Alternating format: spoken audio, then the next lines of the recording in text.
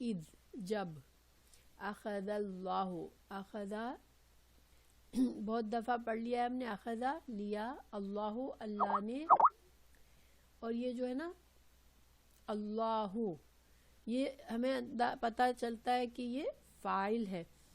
تو یہ ایک چھوٹی سی بات ہے کہ بعض اوقات چونکہ ہمیشہ ہم گرامر کی اور چیزیں بھی سامنے بیچ میں آ جاتی ہے، ورنہ جب مرفوع ہوتا ہے اسم تو فاعل ہوتا ہے یعنی کام کرنے والا. ٹھیک ہے، اخذ اللہ، اخذ اللہ تو اللہ سے لیا. ٹھیک ہے، لاہا، ہاں پر زبر ہوتا تو سے لیا، اور جب ہو ہے دمہ ہے تو پھر اللہ نے لیا. یہ فرق آپ کو انشاءاللہ آتا ہوگا، پہلے بھی میں نے ذکر کیا ہے. کسی کو پتہ ہے پہلے سے کہ جو فاعل ہوتا ہے اس کے آخری لفظ پر دمہ ہوتا ہے. ٹھیک ہے، تو اخذ اللہ جب لیا اللہ نے، میثاقا، میثاقا کا روٹ ورڈ کسی کو سمجھ میں آ رہا ہے؟ میثاقا، ہاں دمہ مینس رفع. ٹھیک ہے، دمہ مگر ہمیشہ نہیں، اس لیے کہ اور بھی عربی کے اور سے قوانین کہیں لگتے ہیں، کچھ ہوتا ہے، لیکن عام رول یہ ہے کہ دمہ جب ہوتا ہے تو وہ عام طور پر فاعل ہوتا ہے. ٹھیک ہے، میثاقا، میثاق جو ہے واو سا قاف، ماشاءاللہ، وثق. اور میثاق کیسا وعدہ ہوتا ہے؟ جس کو پکا کیا جائے قسم کھا کے، یعنی کہ خالی ایک تو میں کہہ دوں کہ میں آپ سے وعدہ کرتی ہوں، ٹھیک ہے، اور ہے کہ پھر انسان اس وعدے پر اللہ کی ایک دوسرے سے قسم کھا کے اس کو پکا کرے، اس کو میثاق کہتے ہیں. تو جب اللہ نے پکا وعدہ لیا، پختہ وعدہ لیا، یعنی کہ قسم لے کر وعدہ کیا.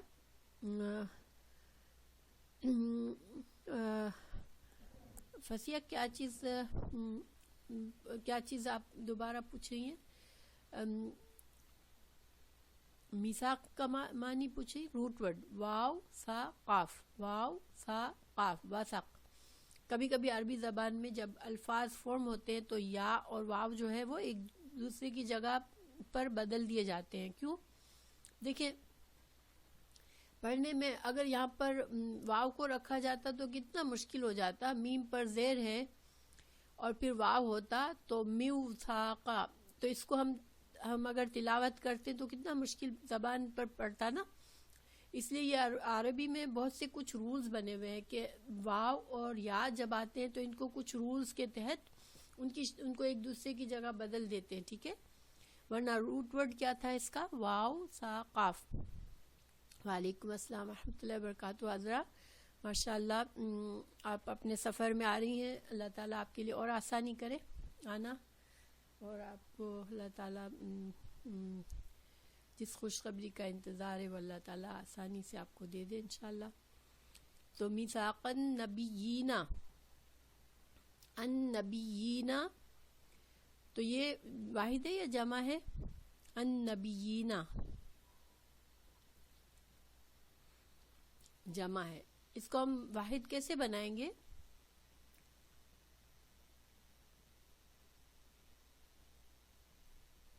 النبی، النبی، النبی. ٹھیک ہے، ماشاءاللہ.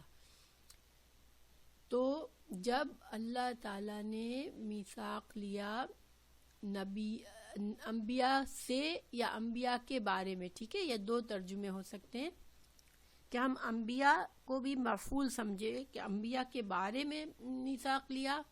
اگر ہم یہ سمجھیں گے تو کیا مطلب ہوگا کہ تمام جو بھی نبی آ رہے تھے، اللہ تعالیٰ نے جتنے انبیاء بھیجے تو اللہ تعالیٰ کا شروع سے یہ قانون تھا ان نبیوں کے بارے میں کہ وہ اللہ تعالیٰ نے عہد لیا ہوا تھا کتابوں میں، اللہ تعالیٰ نے اپنی کتابوں میں اپنے انبیاء سے یہ وعدہ لیا ہوا تھا کہ لما، البتہ جب، لا جو ہے وہ تاکید کے لیے آتا ہے، بات کو پکا کرنے کے لیے.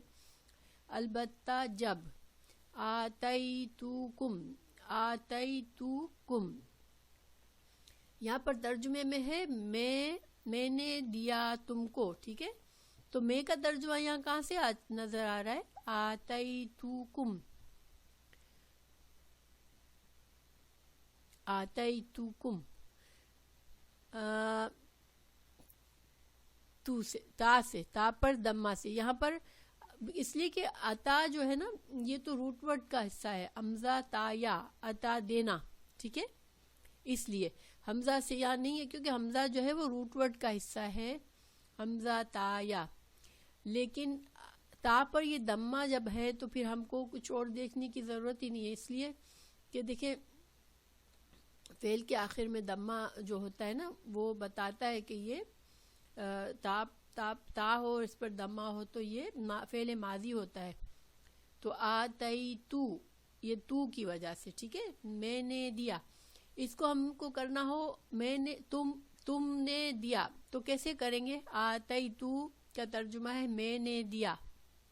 اس کو اگر ہم کو کرنا ہو تم نے دیا، تو نے دیا تو کیسے کریں گے؟ آتیتا. ماشاءاللہ. اور اگر فیمینن ہو تو آتیتی، ٹھیک ہے. تو آتیتوکم تو میں نے دیا تم کو، ٹھیک ہے، میں نے دیا تم کو، من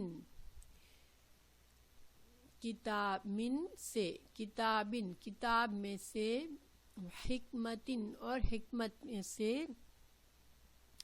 ثم یعنی یہاں تک کیا ترجمہ ہوا کہ ہم اللہ تعالیٰ نے اس کو یاد کرو جب اللہ نے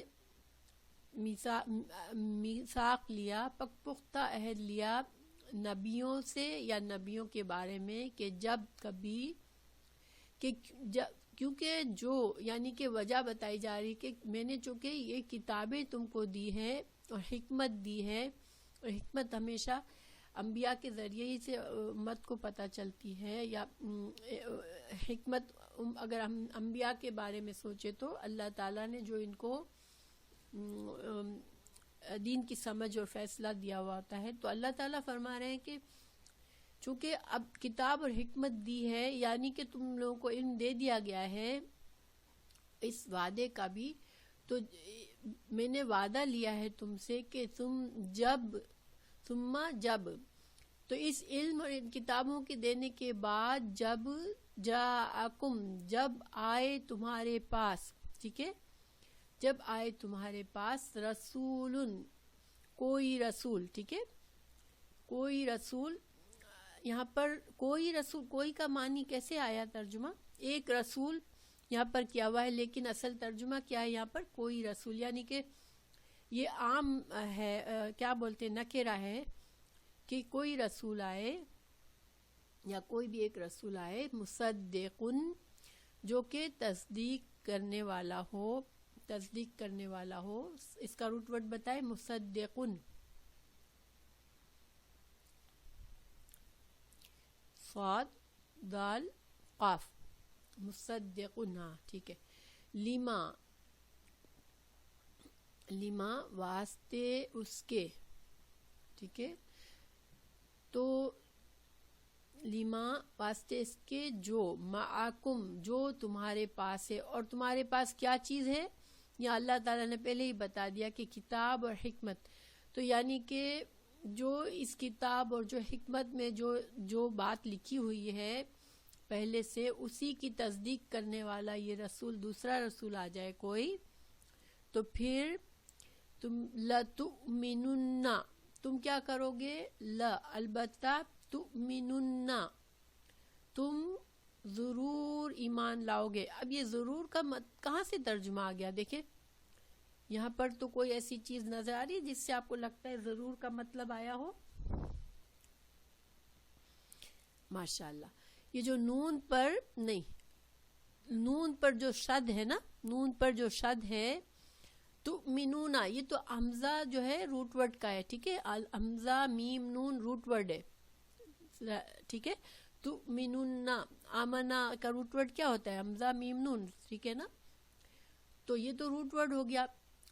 تو لتؤمنن، یہ نون شد جو ہے جب بھی آتا ہے فعل مضارع پر آتا ہے، یہ پہلی بات، ٹھیک ہے، یہ ماضی پر نہیں آتا.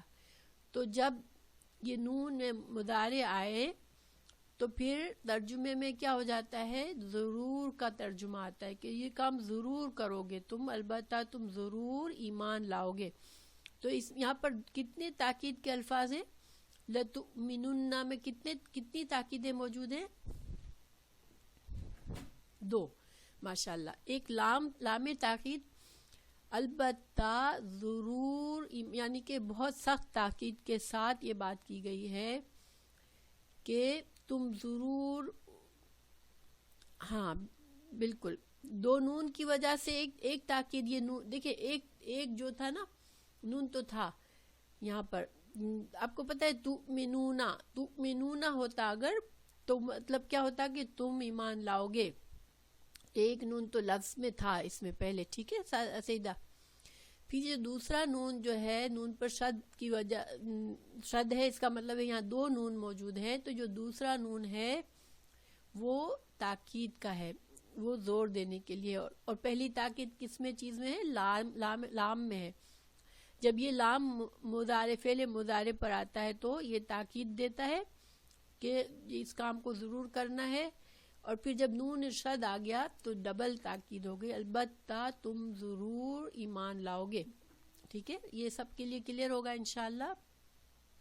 بیہی، ساتھ اس کے. تو بیہی، ہی کہاں جا رہا ہے، ہی کا اشارہ کہاں جا رہا ہے، کسی کو سمجھ میں آ رہا ہے ہی کہاں جا رہا ہے، تم ضرور ایمان لاؤ گے اس کے.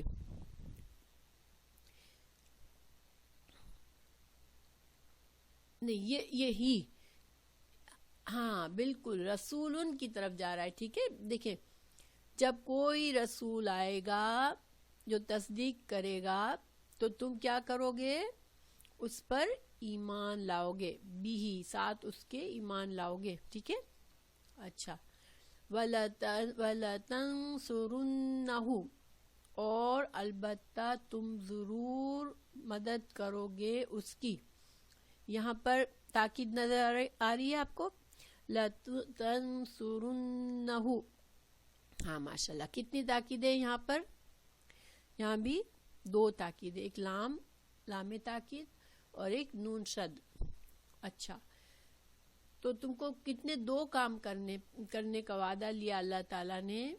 ایک تو جو نبی آئے جو تصدیق کرنے والا ہوگا پچھلے نبی کی، تو پھر پچھلے نبی اور اس کی انبیاء، اگر پچھلا نبی موجود ہے، زندہ ہے اس نبی کے سامنے، تو پھر اس کو بھی اور اس کی امت کو بہرحال ہر صورت میں کیا ہوگا، کیا کرنا ہوگا کہ ضرور ایمان لانا ہوگا. نمبر 1 اس نئے نبی پر، نئے رسول پر، اور نمبر 2 اس کی ضرور مدد کرنی پڑے گی اس کے مشن میں. کیوں کہ جن لوگوں کو بالکل نہیں پتا، جن کے پاس اللہ کی کتاب کبھی آئی نہیں ہے، تو ان کو تم ان تک پیغام پہنچانے کے لیے، ان کو تصدیق کرنے کے لیے کہ ہاں یہ نبی سچا ہے، ہم جانتے ہیں، تو تم کو اس نبی کی مدد کرنی ہے، اس نبی کے مشن میں مدد کرنی ہے.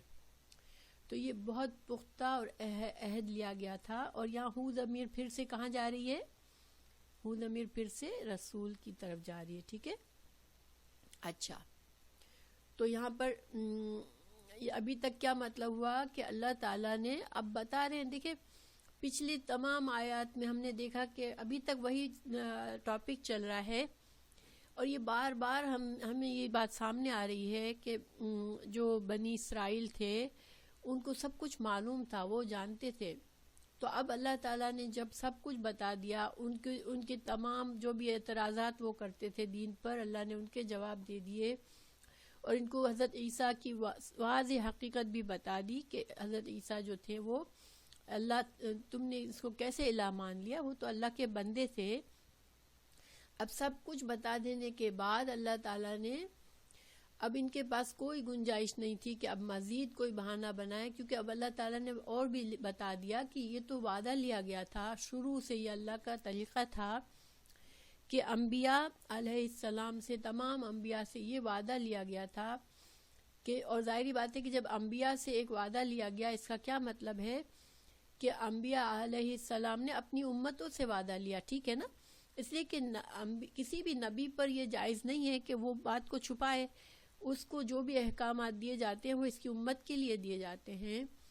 تو اللہ تعالیٰ نے اب آخر میں ساری باتیں ہو گئی، سب کچھ، ساری بحث مباحثے ہو گئے، سب کچھ ہو گیا. اب اللہ تعالیٰ نے واضح بھی کر دیا کہ میں نے تو تمام انبیاء سے یہ وعدہ لیا تھا شروع سے کہ وہ اپنی امتوں اور ان کے انبیاء کے ذریعے ان کی امتوں سے بھی وعدہ لیا تھا، کیونکہ ہر نبی نے اپنی امت سے بھی یہی وعدہ لیا، اور ہر کتاب میں بھی یہ وعدہ موجود ہے کہ جب بھی کوئی نبی آئے گا جو بعد میں، تو پھر اس پر ایمان لانا ضروری ہے اور اس کی مدد کرنا ضروری ہے. اور بعض نے اس کا ترجمہ یہ کیا کہ رسول جو ہے یہ الرسول کے معنی میں ہے. تو اگر الرسول کے معنی میں ہوتا تو پھر کیا ترجمہ نکلے گا آپ بتائیں؟ اگر یہاں پر الرسول کہ جب آئے وہ رسول، تو پھر کیا ہوگا؟ وہ خاص رسول پھر کس کی طرف اشارہ ہوگا؟ اگر یہاں پر رسول کی بجائے خاص رسول ہوتا، الرسول ہوتا، تو مطلب محمد صلی اللہ علیہ وسلم جب آئے تو تم تصدیق کرو گے. اور بعض نے یہ کہا کہ یہ خاص رسول کی یہاں پر ضرورت اس لیے نہیں ہے کہ جب اللہ تعالیٰ نے یہ فرما دیا کہ جب کوئی رسول آئے میری طرف سے جو تصدیق کرنے والا ہو، تو پھر تمام پچھلی انبیاء کی امتوں کو کیا کرنا ہوگا؟ اس رسول کی تصدیق کرنی پڑے گی، اس پر ایمان لانا پڑے گا، اس کی مدد کرنی ہوگی. تو پھر خود بخود اس میں رسول اللہ صلی اللہ علیہ وسلم کا میننگ آ جاتا ہے. تو پھر بعض زیادہ صحیح ترجمہ لوگوں نے کیا کہا کہ نہیں، یہ یہاں پر رسول ہی ہے، رسول ہی ہے، الرسول نہیں ہے. اور جو کہ دیکھیں جب حضرت عیسیٰ علیہ السلام آئے تو وہ بھی تورات کی تصدیق کر رہے تھے نا. تو گویا یہودیوں نے حضرت عیسیٰ علیہ السلام کو نہ مان کر بھی اس آیت کی نافرمانی کی تھی. اس آیت کے ذریعے سے یہودیوں نے پہلی نافرمانی حضرت عیسیٰ علیہ السلام کو نہ مان کر کی. ویسے تو انہوں نے حضرت یحییٰ علیہ السلام کو بھی قتل کیا تھا، لیکن جیسے جو پیغام، جیسے انجیل بھی دی گئی حضرت عیسیٰ علیہ السلام کو، تو انہوں نے اس کا بھی انکار کیا. تو گویا یہودیوں نے یہ جرم خاص طور سے بڑے پیمانے پر 2 دفعہ کیا کہ ایک تو حضرت عیسیٰ علیہ السلام کو نہیں مانا، پھر رسول اللہ صلی اللہ علیہ وسلم کو نہیں مانا. اچھا، عیسائیوں نے جب حضرت عیسیٰ علیہ السلام آئے تو ان کو مان لیا، تو گویا اس وقت وہ مسلمان تھے، ٹھیک ہے نا.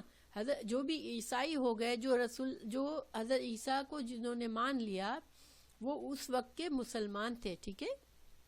جس طرح جن لوگوں نے حضرت موسیٰ علیہ السلام کے پیغام کو مان لیا تھا تو وہ اس وقت کیا تھے؟ وہ مسلمان تھے. اسی طرح جن لوگوں نے حضرت عیسیٰ کو ان کے زمانے میں مان لیا تو وہ مسلمان تھے. تو اب ان سارے لوگوں کو، یہودیوں اور عیسائیوں کے لیے اب کیا ضروری تھی جب محمد صلی اللہ علیہ وسلم آئے کہ وہ ان پر ایمان لاتے اور ان کے دین کو پھیلانے میں، اللہ کے دین کو لوگوں تک پہنچانے میں ان کی مدد کرتے. ان کو پہلے مددگار ہونا ضروری تھا. تو یہ اللہ تعالیٰ یہاں پر واضح بتا رہے ہیں.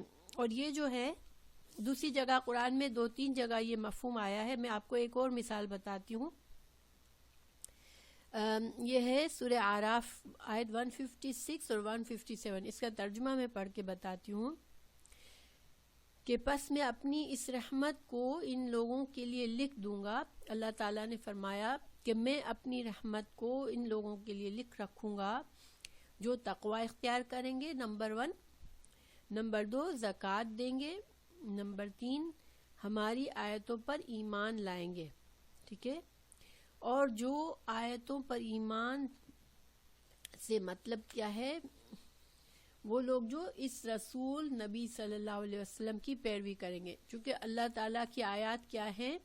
قرآن ہے اور رسول اللہ صلی اللہ علیہ وسلم کے فرمان ہیں. تو جو ان چیزوں پر ایمان لائے گا، زکوٰۃ دے گا، تقوی کرے گا اللہ کا، تو تورات میں اللہ تعالیٰ نے فرمایا، اس آیت میں اللہ تعالیٰ نے فرمایا سورہ آراف کی آیت میں کہ جس کے بارے میں بنی اسرائیل کو تورات اور انجیل میں لکھا ہوا پاتے ہیں، ٹھیک ہے. تو یعنی کہ یہاں پر کیا بتایا جا رہا ہے کہ تورات اور انجیل میں بنی اسرائیل یہ لکھا ہوا پا رہے ہیں کہ جو لوگ اس نبی صلی اللہ علیہ وسلم کے ذریعے جو آیات آئی اللہ کی اس پر ایمان لائیں گے، اللہ کا تقوی اختیار کریں گے، زکوٰۃ دیں گے، تو پھر رسول اللہ صلی اللہ علیہ وسلم کی پیروی سے پھر میں کیا شامل ہوگا، اور بھی کہ جو نبی ان کو. اچھا، اب آگے اس آیت میں نبی صلی اللہ علیہ وسلم کی نشانیاں بتائی گئی کہ وہ نبی ایسے ہیں جو کہ ان کو نیکی کا حکم دیتا ہے. یعنی تورات میں یہ لکھا ہوا ہے کہ جب وہ نبی آئے گا تو اس کی صفت کیا ہوگی کہ وہ ان کو نیکی کا حکم دے گا اور ان کے لیے پاکیزہ چیزوں کو حلال ٹھہرائے گا اور ان پر گندی چیزوں کو حرام کرتا ہے، ٹھیک ہے، اور ان پر سے اس بوجھ اور ان پابندیوں کو دور کرتا ہے جو ان پر اب تک رہی ہیں. تو جو لوگ اس نبی محمد صلی اللہ علیہ وسلم پر ایمان لائے، اس کو عزت دی اور اس کی مدد کی، تو اس روشنی کی پیروی کی جو اس پر اتاری گئی، یعنی کہ قرآن کی پیروی کی، تو وہی لوگ فلاح پانے والے ہیں. یہ بیسیکلی ترجمہ میں نے کس آیت کا پڑھا؟ سورہ اعراف 156-157 کی، جس میں یہاں پر جو وعدہ لکھا گیا ہے اس کا تھوڑا بہت خلاصہ ہے، ٹھیک ہے. یہاں تھوڑا سا کہنا چاہیے کہ جنرل بات میں وعدے کا لکھا گیا ہے، تو اس میں خلاصہ ہے. اس کے علاوہ بھی ایک دو جگہ پر اور بھی اسی وعدے کو ڈیٹیل بتائی گئی ہے کہ تورات اور انجیل میں یہ اس طرح سے لکھا ہوا تھا. تو اب اللہ تعالیٰ فرما رہے ہیں کہ یہ وعدہ لینے کے بعد اللہ نے کیا فرمایا؟ قالا اقررتم، کیا تم قرار کرتے ہو، کیا تم اقرار کرتے ہو، واخذتم علی ذالکم اسری، اور کیا تم لیتے ہو، اخذتم اخذا کا ترجمہ آپ سب کو آتا ہے، اور اقررتم یہ ہم لوگ اردو میں بھی بولتے ہیں اقرار کرنا ہے نا. اس کا روٹ ورڈ کیا ہوگا؟ اقررتم. اقررتم کا روٹ ورڈ کیا ہوگا؟ قاف را را، ماشاءاللہ. تو کیا تم نے اقرار کیا، وَأَخَذْتُمْ، اور تم نے لیا، عَلَى ذَلِكُمْ، اس بات پر. اور عَلَى ذَلِكُمْ، یہ ذالکہ سے مطلب کیا ہے؟ اس میثاق کہ یہ جو میثاق تھا نبی پر ایمان لانے کا، کیا اس میثاق پر تم اقرار کرتے ہو، کیا تم اس پر اس بات کو مانتے ہو؟ اسری، میرا عہد. دیکھیں اسری جو ہوتا ہے نا، اس کا ترجمہ عہد نہیں ہوتا ہے، ٹھیک ہے، لیکن اسری کا مطلب بوجھ ہوتا ہے، اور یا جو آخر میں ہے یہ کس لیے آئی ہے؟ میرے کے لیے آئی ہے. تو اسرون جو ہوتا ہے، اسرون کا ترجمہ ہوتا ہے بوجھ. لیکن عہد کو بوجھ کیوں کہتے ہیں؟ کہ یہ بھی ایک ذمہ داری ہوتی ہے نا، عہد کو پورا کرنا، اور ایک ذمہ داری کا بھی بوجھ ہوتا ہے نا، کہ انسان کے اوپر جب تک ایک ذمہ داری پوری کرنی ہے ایک طرح سے یہ بوجھ ہے. اور یہ آخر کا یا کس کے لیے ہے؟ اس سے کیا ترجمہ نکلا؟ میرا، ٹھیک ہے نا، میرا. تو اللہ تعالیٰ نے پوچھا کہ کیا تم میرے اس عہد کو پر تم اقرار کرتے ہو؟ تو انہوں نے کیا کہا تھا اللہ تعالیٰ سے؟ قالو، انہوں نے کہا، اقررنا، ہم نے اقرار کیا. ٹھیک ہے، گویا ایک طرح سے قسم لی گئی تھی، اور یہ قسم جو ہے وہ انبیاء سے، اللہ تعالیٰ نے انبیاء سے وحی کے ذریعے لی، اور انبیاء نے اپنی امتوں سے لی، اور اس کا ذکر تورات اور انجیل میں موجود ہے. ٹھیک ہے. قالا، فرمایا، فاشہدوا، اللہ تعالیٰ نے مزید کیا کہا کہ اب تم گواہ رہو. ٹھیک ہے، کتنا پکا عہد لیا جا رہا ہے، دیکھو، تم گواہ رہو، شہادہ، وَأَنَا، اور میں، معکم، تمہارے ساتھ، من الشاہدین، گواہوں میں سے ہوں. کین یو امیجن کتنا اہمیت اس بات کو اللہ تعالیٰ نے دی ہے کہ اللہ تعالیٰ نے خالی بس ایک بات کا ذکر نہیں کر دیا بلکہ مسلسل تکرار کے ساتھ اس وعدے کو پکا کیا. تو آپ لوگوں کو شدت محسوس ہو رہی ہوگی کہ کتنی شدت سے یہ وعدہ لیا گیا تھا، اور کیوں کہ بہت اہم بات تھی کہ جب اللہ کو ماننے والے، اللہ کی کتابوں کو پڑھنے والے اگر وہ انکار کر دیتے تو دوسرے لوگوں کے لیے اس دین کو قبول کرنا بہت مشکل ہے. نئے لوگوں کے لیے نئی دین کو قبول کرنا بہت مشکل ہے جن کے سامنے اللہ کی کتاب نہیں ہے. تو اس وجہ سے ان کی مدد بہت ضروری تھی دین کو پھیلانے کے لیے. ٹھیک ہے، یہ یہاں پر واضح کیا جا رہا ہے کہ تم لوگوں کے ساتھ اتنی محنت کرنی پڑ رہی ہے. دیکھیے کتنی آیات آئی مسلسل ہم کب سے پڑھ رہے ہیں، 81 آیات پر پہنچ گئے. کب سے ہم اس وفد کے ساتھ ساری باتیں ہو رہی تھی، ان کو ہر طریقے سے سمجھایا جا رہا تھا. اور پیچھے ہم نے سورہ بقرہ میں مسلسل کتنی آیات ہم نے یہود کے بارے میں پڑھی تھی کہ اللہ تعالیٰ نے کتنا ان کی تمام باتوں کو کھول کے بتایا تھا. تو یہ کیوں، کبھی کبھی انسان سوچتا ہے نا کہ کیوں اتنا زیادہ ذکر ہے، تو یہ اس لیے ہے کہ یہ بہت زیادہ اہم بات تھی کہ ان لوگوں کا ایمان لانا، ان لوگوں کا رسول اللہ صلی اللہ علیہ وسلم کی مدد کرنا یہ بہت ضروری تھا تاکہ دین اسلام کو پھیلنے میں آسانی ہو. دیکھیے آج اگر اس وقت کے یہود اور نصارہ نے اتنا اسٹرگل کر کے اتنی رکاوٹ نہ کی ہوتی تو آج اتنے یہود اور نصارہ کی تعداد دنیا میں نہ ہوتی، کیونکہ پھر ان کی اولادیں جو مسلمان ہو جاتے ان کی ساری اولادیں مسلمان ہوتی. تو آج جو ہم اتنی میجورٹی میں ان لوگوں کو دیکھتے ہیں، عیسائیوں کو دنیا میں دیکھتے ہیں اور یہودیوں کو دیکھتے ہیں، تو یہ اس لیے کہ ان لوگوں نے زیادتی کی جو ان کے جو نسلوں کے ان کے باپ دادا اس زمانے میں تھے، انہوں نے بہت بڑی زیادتی کی تھی. اور اللہ تعالیٰ نے بہت زیادہ قرآن میں ان کو واضح کھول کے سمجھایا، ان کو ڈرایا، ان کو دھمکایا، ان کو وعدے دلایا یاد، تاکہ وہ کسی طرح سے بات کو مان لے، تاکہ اللہ کے اس دین کو پھیلنے میں آسانی ہو، تاکہ آئندہ کی جنریشنز گمراہ نہ ہو. ٹھیک ہے، تو یہ اب اللہ تعالیٰ نے اگلی آیت میں اللہ تعالیٰ بتا رہے ہیں، چونکہ پھر ہم جانتے ہیں کہ انہوں نے تو مانا نہیں تھا نا، تو اللہ تعالیٰ نے فرما دیا اب کہ اتنا کچھ واضح کرنے کے بعد بھی اگر فمن تو جو کوئی، دیکھیں میں نے لاسٹ ٹائم آپ لوگوں کو بتایا تھا کہ واو جب بیچ میں آتا ہے تو اس کا مطلب ہوتا ہے یہ اور وہ، مگر کون پہلے کون بعد میں نہیں ہوتا. ٹھیک ہے، لیکن فا ہوتا ہے نا تو اس میں ایک وقت ایک چیز پہلے ہوتی ہے اور فا کے بعد والی چیز بعد میں ہوتی ہے. ٹھیک ہے، تو اللہ تعالیٰ فرما رہے ہیں کہ اور فا بھی ایک طرح سے دو چیزوں کو جوڑ رہا ہوتا ہے، اور واو بھی. تو جاء زید و امر، تو زید آیا اور امر آیا. ٹھیک ہے، تو اس میں پتہ نہیں چلتا کہ زید پہلے آیا یا امر پہلے آیا. ٹھیک ہے نا، بس پتہ یہ چلتا ہے کہ زید بھی آیا اور امر بھی آیا. لیکن اگر میں کہتی ہوں جاء زید فامر تو اس کا کیا مطلب نکلتا ہے، آپ لوگ مجھے بتا سکتے ہیں؟ میں کہتی ہوں جاء زید فامر، تو کیا کہیں گے ہم، اس کا ترجمہ کیسے کریں گے کہ زید آیا پھر اس کے بعد میں امر آیا. ٹھیک ہے، زید فرسٹ آیا. ماشاءاللہ. تو یہاں پر بتایا جا رہا ہے کہ اب اتنی بحث ہو گئی، اتنے مباحثے ہو گئے، اتنی باتیں بتائی گئیں، تمہارے ہر پول کو کھول دیا گیا، تم کو تمہارا وعدہ یاد دلا دیا گیا.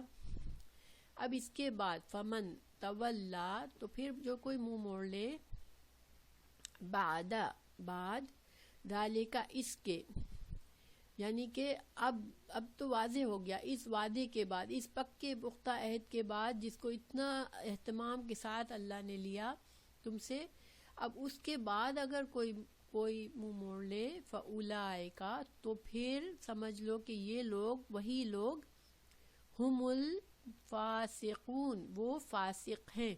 دیکھیں یہاں پر اگر یہ ہم نہ ہوتا نا تب بھی ترجمہ یہی بن سکتا تھا کہ فاولئک الفاسقون. ٹھیک ہے، کہ وہ لوگ پھر فاسق ہیں. تو یہ ہم دوبارہ کیوں آئی ہے؟ یہ زور دینے کے لیے آئی ہے کہ یہی لوگ فاسق ہیں. ٹھیک ہے، اگر یہاں پر ہم نہ ہوتی تو ترجمہ ہوتا تو یہ لوگ فاسق ہیں. ٹھیک ہے، لیکن فَأُولَٰئِکَ هُمُ الْفَاسِقُونَ، یعنی کہ یہی وہ لوگ ہیں جو کہ فاسق ہیں. فرق سمجھ میں آیا کہ یہاں ہم جو ہے وہ تاکید کے لیے، تاکید کے لیے آیا ہے. تو اب اللہ تعالیٰ، اور یہاں فاسق جو ہے، فاسق کا لفظی ترجمہ ہوتا ہے کبیرہ گناہ گار. ٹھیک ہے، کوئی بڑے گناہ کرنے والے کو بھی فاسق کہا جا سکتا ہے، چھوٹے گناہ کرنے والے کو بھی فاسق کہا جاتا ہے. جو بھی اللہ کے حدود سے باہر نکلتا ہے اس کو فاسق کہا جاتا ہے. ٹھیک ہے، لیکن یہاں پر فاسق جو ہے وہ کفر کے معنی میں ہے، کہ یعنی کہ اللہ تعالیٰ کے واضح انکار کے بعد جو جیسے کہ شیطان کے بارے میں بھی فسقہ، اس نے فسق کیا. تو یہ یہاں پر فاسق اپنے انتہائی معنی میں آیا ہے کہ اتنا بڑا گناہ کیا کہ کافر ہے یہ. ٹھیک ہے، تو یہی لوگ کافر ہیں. اپنی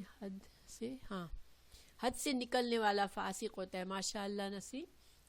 تو لیکن چھوٹے گناہ کرنے والے کو بھی فاسق کہہ سکتے ہیں، لیکن یہاں پر یہ ایکسٹریم معنوں میں ہے، اور یہاں پر تاکید کے ساتھ بھی آیا ہے، اور یہ کفر کے معنی میں ہے یہاں پر، کہ یہ لوگ کفر کرنے والے، یہ لوگ کافر ہیں. تو اس آیت کا خلاصہ کیا ہوا کہ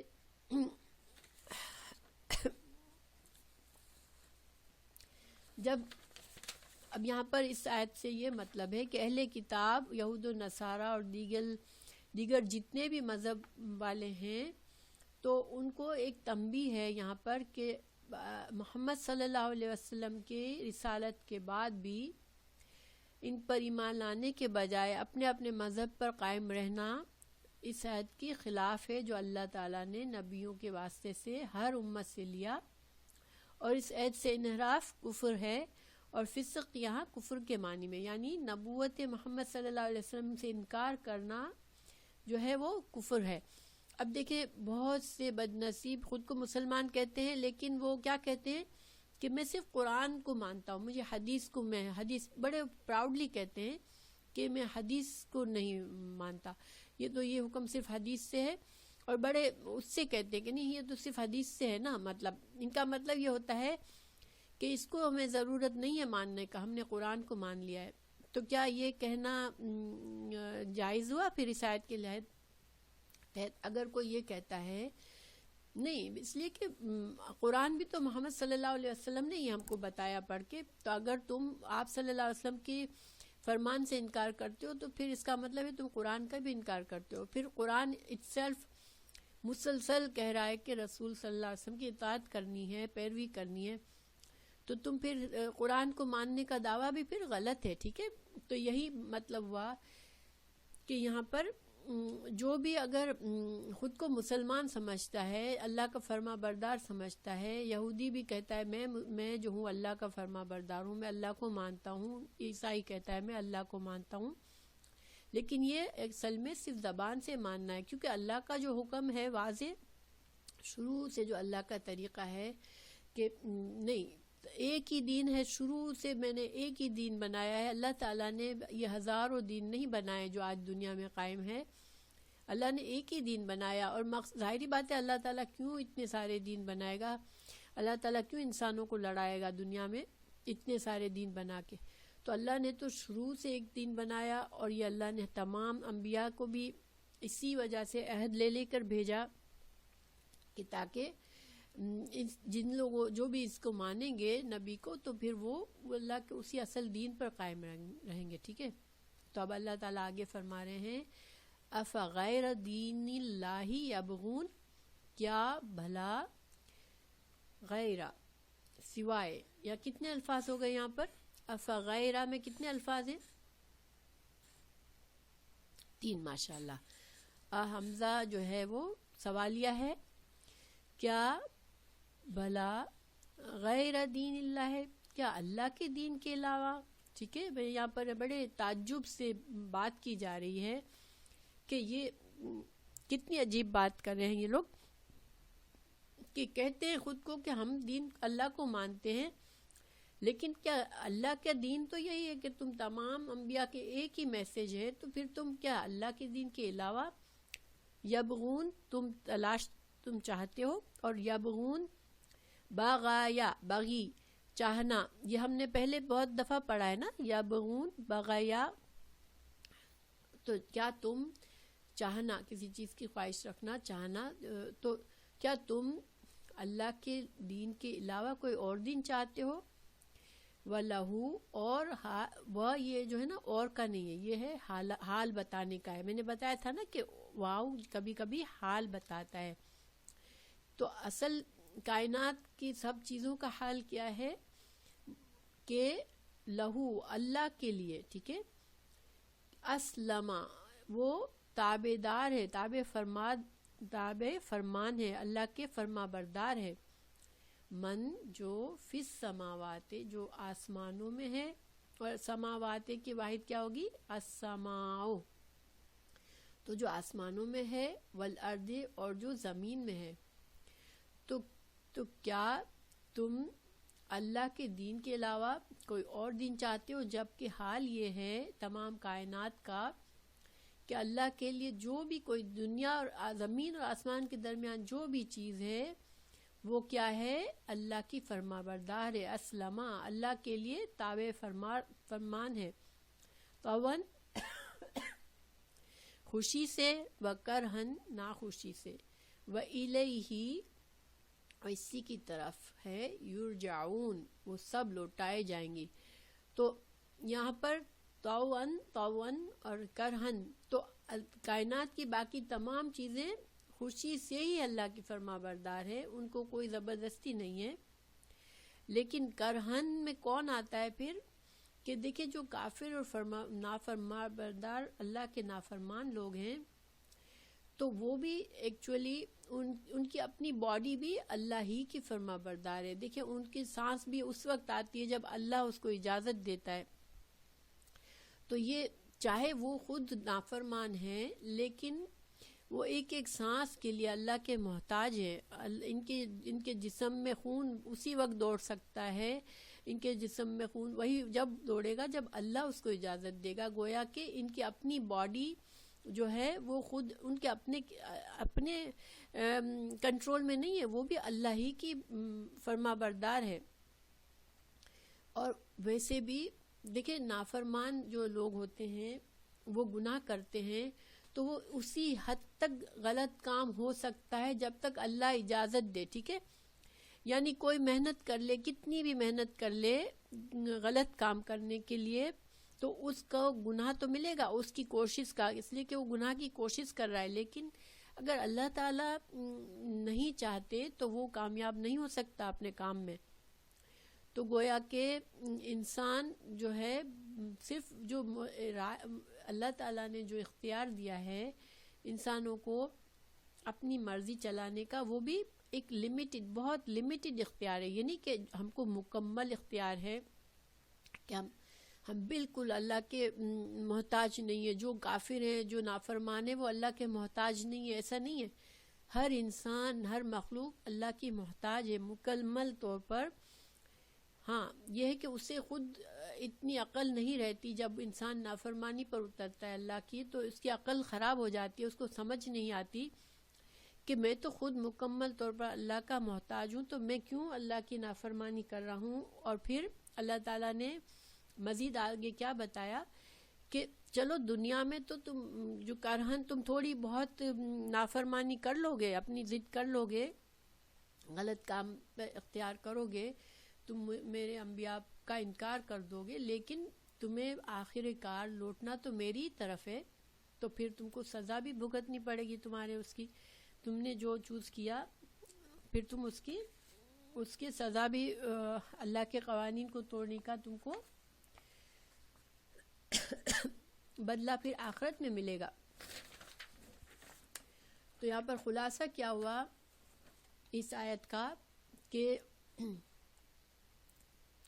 تم کو سب کچھ بتا دیا. اتنا کچھ جاننے کے بعد اب بھی اگر محمد صلی اللہ علیہ وسلم کا انکار کیا تم نے، تو پھر گویا وہ اللہ کے دین کا تم انکار کر رہے ہو. اور یہود اور نصارہ کیا دعویٰ کرتے ہیں کہ ہم تو اللہ کو ماننے والے ہیں نا، وہ بھی تو عبادتیں کرتے ہیں جو بھی وہ سمجھتے ہیں، یعنی جو بہت ریلیجس یہود اور نصارہ ہے وہ تو اپنے طریقے سے تو عبادت کرتے ہیں، اپنے طریقے سے حلال حرام جو سمجھتے ہیں وہ فالو کرتے ہیں، بالکل آزاد ایک کافر کی طرح تو نہیں رہتے نا، کہ کافر تو بالکل آزاد ہے، لیکن یہ کسی نہ کسی حد تک اپنے آپ کو پابند سمجھتے ہیں، تو وہ سمجھتے ہیں کہ ہم اللہ کے دین پر ہیں، ٹھیک ہے، لیکن یہاں پر ان کے اس عقیدے کا انکار ہو گیا ان آیات میں کہ نہیں، تم اللہ کا دین تو جو ہے وہ یہ تھا کہ تم کو ہر نبی کو ماننا تھا، جو بھی اللہ کا نبی تھا، تم اللہ کے انبیاء کو انکار کر کے پھر تم یہ سمجھتے ہو کہ تم اللہ کے فرما بردار ہو، تو یہ بات صحیح نہیں ہے، یہ نہیں مانی جائے گی۔ گویا اب جو بھی شخص دین محمد صلی اللہ علیہ وسلم سے اعراض برتے گا تو گویا اس نے اللہ کے دین کے علاوہ کسی دوسرے دین کا طلبگار ہے وہ۔ اوکے فسیہ انشاءاللہ۔ پھر اب دیکھیں آسمان اور زمین کی تمام چیز جو ہے وہ اللہ تعالیٰ کی فرما بردار ہے، تو ان پوری آیت کا خلاصہ کہ اللہ ہی خالق ہے، اور جتنے بھی مخلوق ہے سب کو اصل ضروری کیا ہے کہ وہ اللہ کے فرما بردار بن کے رہیں، اور جو اپنی اپنی مرضی سے دین بنا لیں گے اور پھر کہیں گے کہ ہم تو دین پر چل رہے ہیں، ہم نیک لوگ ہیں، ہم جنت میں جائیں گے، آخرت میں بھی ہمیں اللہ کی نعمتیں ہی ملیں گی، تو پھر انسان کو سوچ کے یہ دعویٰ کرنا چاہیے کہ کیا واقعی میں اللہ کا فرما بردار ہوں، کہ اللہ نے جو دین کہا میں اسی پر چل رہا ہوں، ورنہ تو یہ انسان کی صرف خام خیالی ہے کہ انسان سوچے کہ میں جو ہوں وہ کامیاب ہونے والا ہوں، ٹھیک ہے، کیونکہ کامیابی کا جو انحصار ہے وہ اللہ کی مرضی پر ہے۔ پھر اب اگلی آیت میں اللہ تعالیٰ نے اب کیا کہا کہ چونکہ یہ یہود اور نصارہ نے تو جو کیا وہ کیا، اب مسلمانوں سے بات کی جا رہی ہے۔ قل کہہ دیجئے، آمنا ہم تو ایمان لائے اللہ پر، وما انزلا اور جو نازل کیا گیا، علینا ہم پر، وما اور جو انزلا نازل کیا گیا، علی ابراہیم ابراہیم علیہ السلام پر، و اسماعیل علیہ السلام پر، و اسحاق اور اسحاق پر، و یعقوب اور یعقوب پر، والاسباط اسباط کون ہوتے ہیں؟ یا یہ اسی سیم سملر آیت ہم پڑھ چکے ہیں سورہ بقرہ میں، تو اسباط کا ترجمہ اس وقت بھی پڑھا تھا ہم نے، اور اسی طرح سے ہم نے ایک اللہ تعالیٰ نے مسلمانوں سے کہنے کو کہا تھا، ہاں، اولاد یعقوب، تو اللہ تعالیٰ اس آیت کو دوبارہ ریپیٹ کر رہے ہیں، سورہ بقرہ میں بھی یہی مفہوم آ گیا کہ اے مسلمانوں، اے وہ جو رسول اللہ صلی اللہ علیہ وسلم کی پیروی کرنے والے ہو، تو اب تم کہہ دو کہ ہم اللہ پر ایمان لائے ہیں، اور ہم تمام انبیاء پر جو بھی کچھ اللہ تعالیٰ نے نازل فرمایا ہم اس پر ایمان لاتے ہیں، ابراہیم علیہ السلام پر، اسماعیل پر، اسحاق پر، یعقوب پر، اور یعقوب علیہ السلام کے اولاد میں سے جتنے بھی انبیاء آئے ان سب پر ہم ایمان لاتے ہیں، وما اوتیا اور جو دیے گئے موسیٰ علیہ السلام اور عیسیٰ علیہ السلام اس پر بھی ایمان لاتے ہیں، والنبیون اور اللہ کے جتنے بھی نبی آئے، ٹھیک ہے، بہت سے انبیاء کا ذکر اللہ نے نہیں کہا قرآن میں اور بہت سو کا کیا، تو جن کا ذکر آیا جن کا نہیں آیا، مگر ہم یہ مانتے ہیں کہ جو اللہ تعالیٰ نے کی طرف سے اللہ نے نبی جو بھی بھیجے وہ اللہ کے نبی تھے، اور وہ اللہ نے بندوں کی ہدایت کے لیے بھیجے تھے، تو پھر لا نفرق نہیں ہم فرق کرتے بین احد منہم، تو ہم ان پر ان کے میسیج کے لحاظ سے ہم ان پر کوئی فرق نہیں کرتے کہ سب کے سب توحید کا میسیج لے کر آئے تھے، اللہ کی عبادت کے لیے بندوں سے حکم دے رہے تھے، اس میں ہم کوئی اعتراض نہیں کرتے، ہم کوئی فرق نہیں کرتے، ہم سب کی عزت کرتے ہیں، سب اللہ کے چنے ہوئے بندے تھے، ٹھیک ہے، لیکن ویسے ہم جانتے ہیں کہ اب ہم کس کی شریعت پر ہم کو چلنا ہے، کیا ہم ان انبیاء کی شریعت پر چل رہے ہیں؟ ہم کس کی شریعت پر چل رہے ہیں؟ رسول اللہ صلی اللہ علیہ وسلم کی شریعت پر چل رہے ہیں، ٹھیک ہے. تو لیکن ہماری شریعت کا یہ حصہ ہے کہ ہم تمام پچھلے انبیاء کی تصدیق کریں کہ وہ اللہ کے نبی تھے، اور نحن لہ مسلمون، اور ہم جو ہے صرف اللہ کے فرما بردار ہیں. تو گویا یہ یہود و نصارہ کہتے ہیں کہ ہم اللہ کے فرما بردار ہیں، تو پھر وہ دعویٰ ان کا غلط ہے، کیونکہ اللہ کی فرما برداری کے لیے یہاں تقاضا کیا بتایا گیا کہ تمام انبیاء جو ہے ان کی تصدیق کرو، تب تم اللہ کے فرما بردار ہو، ٹھیک ہے. اور بعض لوگوں کو یہ بات سمجھ نہیں آتی کہ یہود اور نصارہ کے ایمان والے اچھے لوگ کیوں جہنم میں جائیں گے، یا کیوں وہ گنہگار ہیں. تو یہاں ان کا گناہ، سب سے بڑا گناہ جو ہے ان کا یہاں پر واضح ہمیں سامنے نظر آ گیا کہ چونکہ اللہ کا جو دین تھا اس کی انہوں نے انکار کر دیا، اور اللہ کا صحیح دین کیا تھا کہ تمام انبیاء صرف ایک ہی دین لے کر آئے اور تمام کی تصدیق کرو تم. تو اگر انہوں نے وہ بات نہیں مانی تو پھر اس کا مطلب ہے کہ وہ جس دین پر چل رہے ہیں وہ دین ان کا اپنا بنایا ہوا دین ہے، ٹھیک ہے. اور انسان اپنے بنائے ہوئے دین پر چل کر چاہے کتنا بھی خود کو پرہیزگار اور نیک سمجھ لے، لیکن وہ پھر اللہ کے ہاں قابل قبول نہیں ہوگا، کیونکہ دین ہماری عقل کا نہیں ہوتا ہے، ٹھیک ہے. اچھا، اب اگر ہم یہ اسی کو سوچیں تو آج ہم امت مسلمہ میں بھی جو اتنے سارے اختلافات ہیں، اتنے گروپ بنے ہوئے ہیں، اتنے مختلف قسم کے فرقے ہیں، تو ہم اسی پر ہم سوچ سکتے ہیں کہ جب اللہ کا ایک ہی دین ہے، اللہ تعالیٰ خود فرما رہے ہیں کہ میرا دین تو ایک ہی ہے، تو پھر یہ کیسے ہو سکتا ہے نا. تو اللہ تعالیٰ آپ دیکھیں آگے مزید اس بات کو کہہ رہے ہیں کہ ومن، اور جو کوئی یبتغی، جو تلاش کرے گا، جو چاہے گا، غیر الاسلام، اسلام کے علاوہ، دینن، کوئی دوسرا طریقہ، کوئی اور دین، فلن، تو ہرگز نہیں، یقبلا، قبول کیا جائے گا، منہ، اس سے.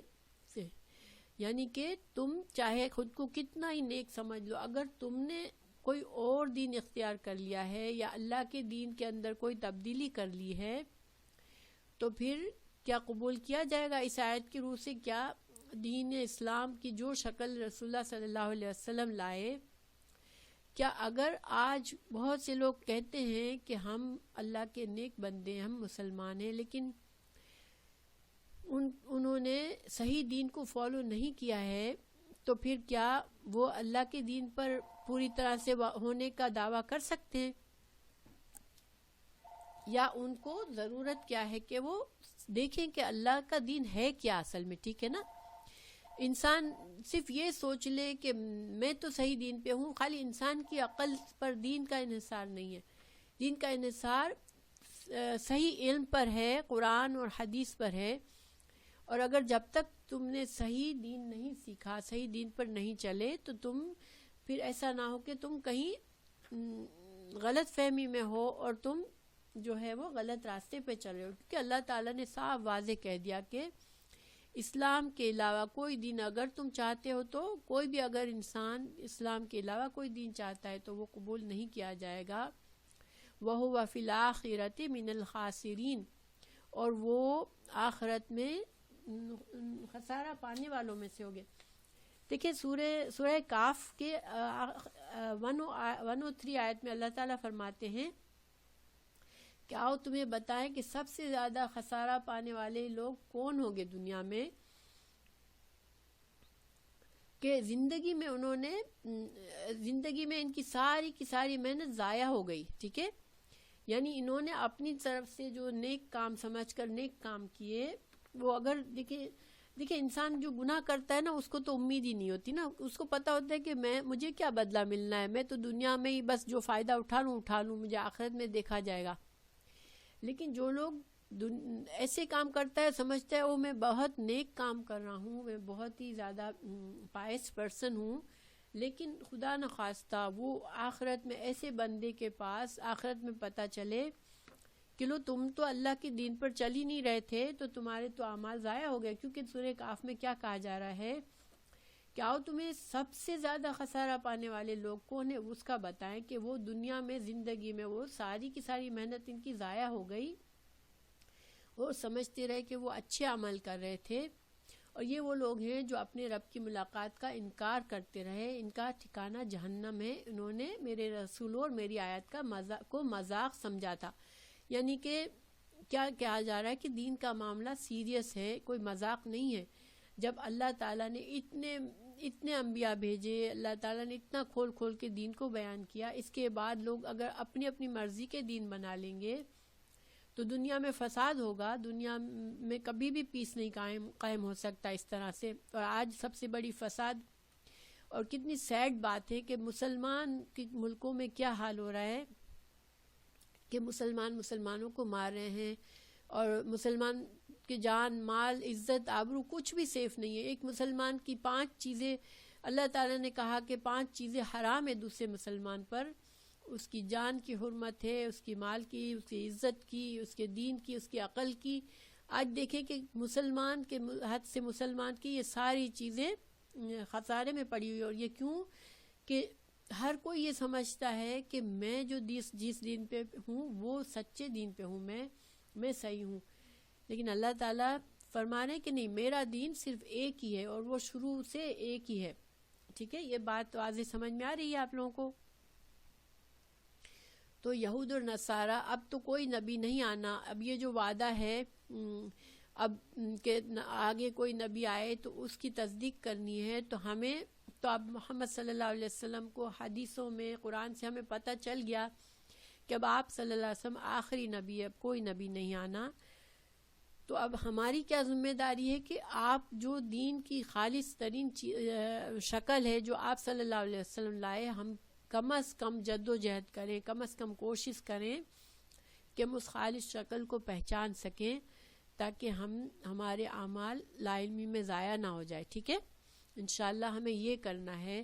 اور یہ کب ہوگا؟ یہ بلا وجہ بغیر محنت کے، صرف ہم مسلمان کے گھر میں پیدا ہو گئے تو ہم سمجھ لیں کہ ہم مسلمان ہیں، تو یہ اس عقیدے سے نہیں ہو جائے گا، کیونکہ ہر مسلمان کو اللہ نے عقل دی ہے، ہر انسان کو عقل دی ہے، اور ہر انسان کو زندگی میں مہلت دی ہے، وقت دیا ہے۔ تو اگر ہم دنیا کے لیے، اچھی زندگی کے لیے اتنا اسٹرگل کرتے ہیں، اتنا علم حاصل کرتے ہیں کہ ہم جاہل نہ رہ جائیں اور دنیا میں ہماری زندگی بیکار نہ ہو، تو پھر کیا آخرت کے فائدے اور آخرت کی کامیابی کے لیے ہمیں اگر دین کا صحیح علم حاصل کرنے کے لیے کیا محنت کرنا ضروری نہیں ہے؟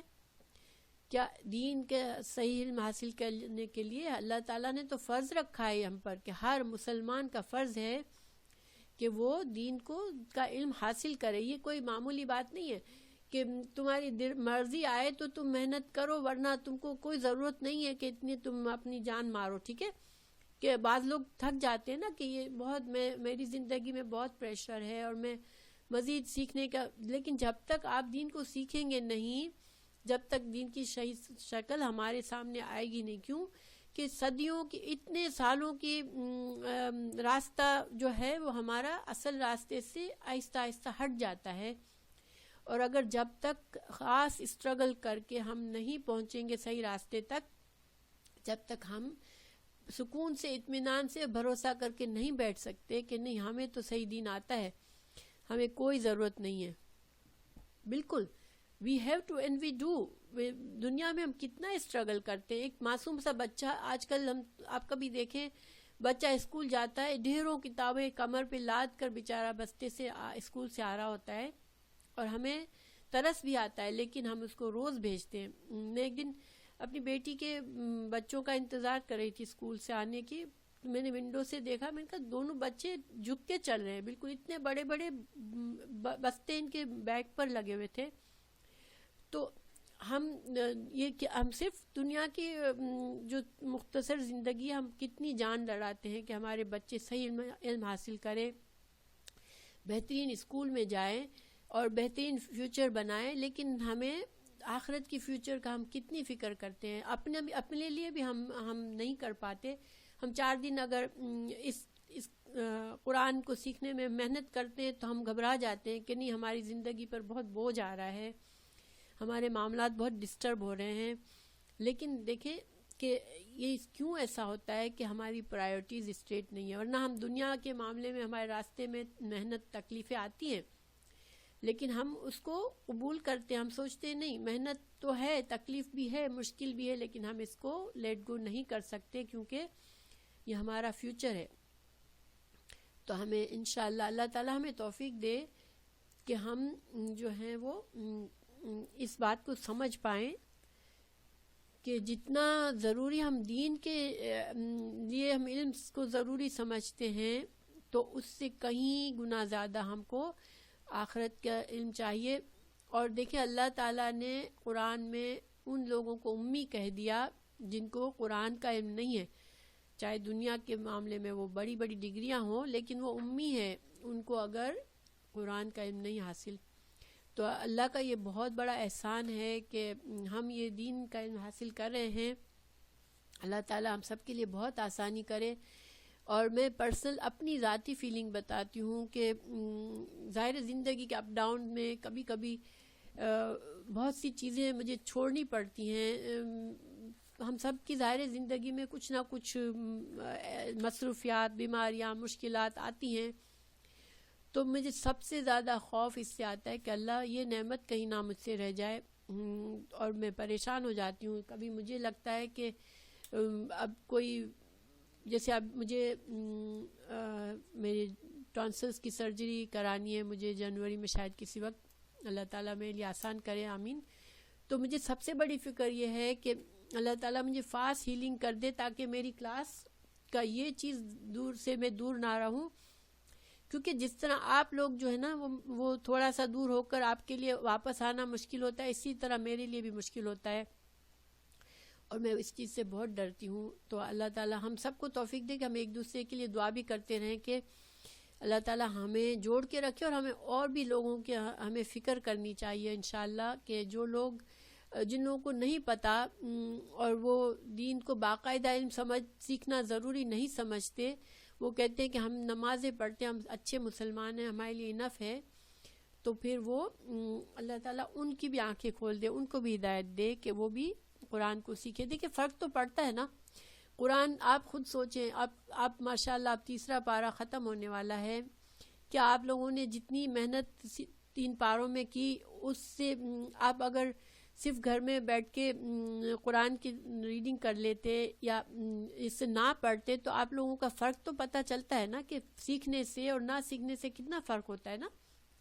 چونکہ جب تک ہم اور اقرا جو اللہ تعالیٰ نے جو پہلی سورہ نازل کی علم الانسان بالقلم, اللہ تعالیٰ نے اس میں علم کی تعلیم کی کا اشارہ دے دیا کہ کتنی ضروری ہے یہ علم حاصل کرنا, کہ اللہ تعالیٰ کی یہ بہت بڑی نعمت ہے. تو اللہ تعالیٰ میرے لیے اور آپ کے لیے اور تمام مسلمانوں کے لیے آسان کرے کہ ہمارے آپس کے اختلافات جب ہی دور ہوں گے جب ہم سب قرآن کو پڑھیں گے اور قرآن کو سیکھیں گے, اور جو دین اللہ تعالیٰ نے بھیجا رسول اللہ صلی اللہ علیہ وسلم کے ساتھ ہم اس دین کو سب سمجھ لیں گے تو انشاءاللہ ہمارے درمیان کوئی فرق نہیں رہے گا. آج جو اتنے کنفیوژن ہے دنیا میں کہ جو لوگ مار دیتے ہیں, آنکھیں بغیر دیکھے جیتے جاتے انسانوں کو, بے گناہ لوگوں کو مار دیتے ہیں, وہ بھی اپنے آپ کو مسلمان سمجھتے ہیں اور وہ کہتے ہیں کہ ہم جو ہیں ہم صحیح دین پر ہیں, اور جو لوگ دوسروں کا مال کھا جاتے ہیں وہ بھی سمجھتے ہیں ہم صحیح دین پر ہیں. اور تو کیسے یہ ہو سکتا ہے کہ سب کہتے ہیں کہ ہم صحیح دین پر ہیں, پھر اتنے اختلافات کیوں ہیں کہ لوگ دین کے نام پر ایک دوسرے کی جانیں لے لیتے ہیں. تو یہ انشاءاللہ یہ اسی وقت ختم ہوگا جب ہم سب انشاءاللہ اللہ کے دین کو سیکھیں گے. اب صرف 6 آیات رہ گئی تھی, میں نے مختصر کیا